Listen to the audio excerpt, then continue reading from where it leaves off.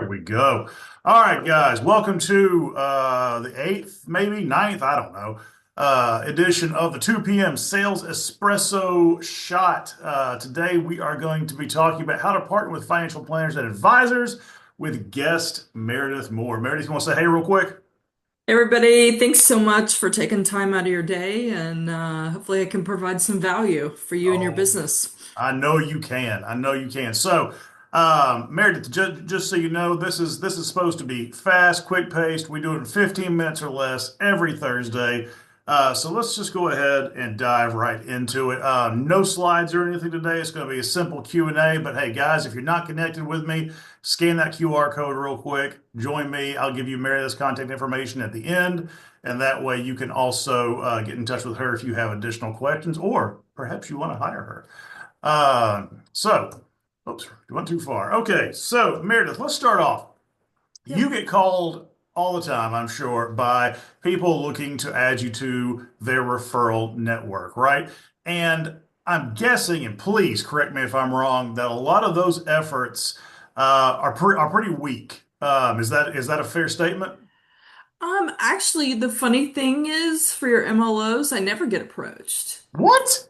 Yep, Well, that's even worse than a bad approach. it is worse than a bad approach. That being said, nobody on here better effing call me because I am loyal. I'll tell you how I met my person. Yeah. And she and I did one with you, Yep. Laura Yeah, Whitty and and I she's did going to one be on on, by the way, here. but she apologized for not being able to make it today. Yep. So I actually pitched her.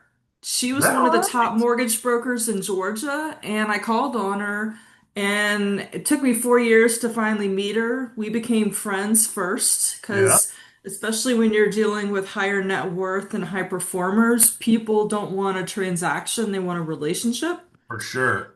And she's quiet. We're very good friends. We've been to concerts together. I know her family, she knows mine. When we're dealing with stuff with our respective partners, we can call each other and complain. Um, Well, there you s- go. yep. So that, and I, because of that loyalty and that relationship, I will never send a mortgage to anybody else. I love it. I love it. So even though you didn't have an answer for the first question, you actually presented an even bigger problem, which is that even though you're going to shut them down, right? They still don't approach you, which is still a problem if you are a mortgage loan originator, which is what everybody on this call is. And I would also like to point out that you reinforced the point of the fact that a real relationship matters, right? And not just that, but I'll tell you, so there's a culture in my industry and there's a culture in the mortgage industry. And I'm going to give you my take, which you're not going to like, but I'm going to give you my Oh, take on the I'm sure culture I'm of gonna love the, this. Okay. yeah, but I mean, it's again how it's perceived. It doesn't mean if it's right or wrong. And by the way, the culture of my industry is the same for people that are less than, say, 10 years in the industry. Yeah. It's a sales culture, it's a pitch culture, it's a bro dude culture. Mm-hmm. And I only do business just the same way I get hired. I do business with people that I know and I trust and I have a relationship with. Yeah. And I think the problem is we think we run one meeting or two meetings, we have coffee, and then we agree that we're going to send business and nothing ever happens. Mm-hmm. And so with the people that I'm partnering with, I take it we not only create the relationship, we talk about what we're able to do with each other. I'm also vetting mindset. I'm vetting whether they know how to do business development or not. And I have an expectation that they create value for me. Just Right. creating a relationship and being friends, that's great. So how are you going to create value for me and my business? Yes. No, see, I did like that. So that's good because Mhm. I think that brings up a really good point, guys. Now for everyone listening on here, it's not just financial advisors that this applies to, y'all. A lot of times we think that we approach any type of referral partner once or twice, and we're like, okay, we've done our job. Let's go ahead and get to it. Where's my referral, right? And that's simply not the case. In fact, and there are some studies that, I mean, depending on which one you look at, this number varies a little bit. But from somebody you don't know to time that y'all start doing business together on a referral basis usually takes anywhere between 8 and 12 touches. and that's some studies say it's higher, some a little bit lower, but that's usually in that sweet spot. And I think that really goes back to what Meredith is saying. Now, Meredith, I do want to ask you this, okay? Yep. You said that obviously it's important to create value. You know, it's great to have friends. Friends at the end of the hmm day don't increase your bottom line. hmm Well, your financial bottom line, right? Right. Maybe the one for life. But Right. what kind of value are you looking for? Now, let's just obviously I know you're happy with your mortgage person, right? But let's just say somebody were to call you. Yep. What Yeah. kind of things would they be bringing up? Well, I'm just going to use my example with Laura and everything Okay. because that's my frame of reference of knowing. Yeah. Yeah. I know if there is an out of the box deal, Hmm. if there is a funky mortgage, not even in terms of credit and the type of property, I just know Laura will figure it out. She's my out of the box person.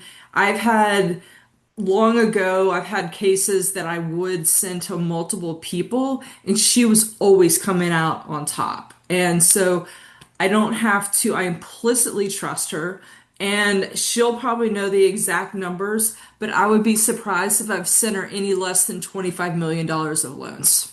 Yeah. No, I think that's probably pretty close. But also I want to say something, Skip. Yeah, The please. mentality that some people in sales get is that there's a balance sheet relationship. Hmm.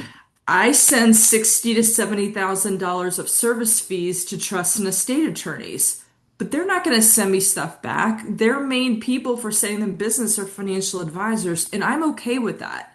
All There right. is a time and a place where I need competency, but they're just not going to be able to.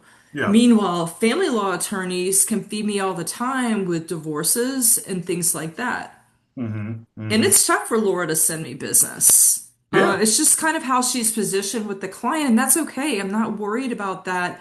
But I know from a trust standpoint, the value that she creates, I don't have to worry about clients coming to me and me being embarrassed about the referral.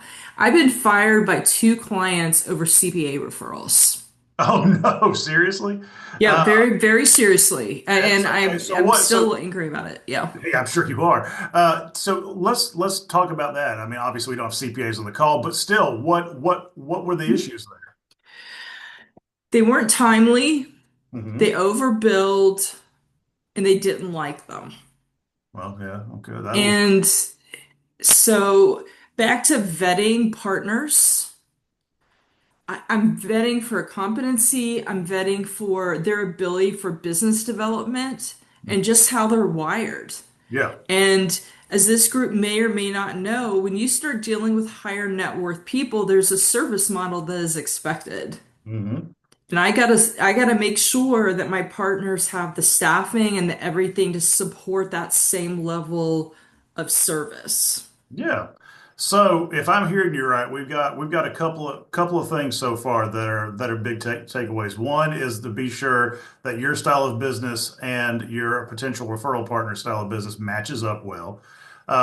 Two is that we don't need to expect it to happen, you know, in one or two meetings. It is going to take time to build a true trust and relationship. And three, trust is probably the biggest thing. And I think that's really not the case just with y'all, but with any type of referral partner, CPA, like you brought up a Yeah. second ago, hmm you know, realtor, that kind of thing. And so, guys, that's one of the biggest things. It's not only, hey, what can you do for me? It's I have to get the warm and fuzzies, right?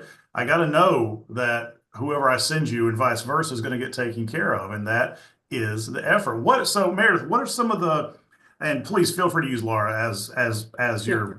your your go-to example. But what are some of the besides trusting her with being able to put a puzzle together and and find a solution, that kind of thing? What are some of the other attributes you'd say that make a strong referral partner for you besides obviously you know the things we've covered so far?